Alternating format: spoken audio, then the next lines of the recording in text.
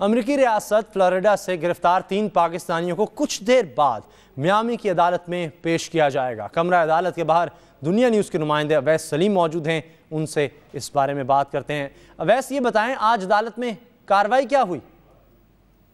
Miami में जहां पे फेडरल कोर्ट की बिल्डिंग आप मेरे पीछे देख सकते हैं, यहां पे फ्लोरिडा से परसों जिन 3 पाकिस्तानियों को गिरफ्तार किया गया था उनको आज पेश किया जाएगा। उनके वकील पेश होंगे, हाफिज़ शेर अली ख़ान और उनके 2 बेटे, जिन्हें दहशतगर्दी की मुआवनत करने के इल्ज़ाम में, तालिबान को फंडिंग फराहम करने के इल्ज़ाम में गिरफ्तार किया गया है। उनको कोर्ट में पेश किया जाएगा। अब से कुछ देर के बाद उन दोनों तरफ से वकील पेश होंगे, सरकारी वकील पेश होंगे, हाफिज़ शेर अली ख़ान की जानिब से वकील पेश होंगे जिन्होंने इन इल्ज़ामात को चैलेंज करने का ऐलान किया है।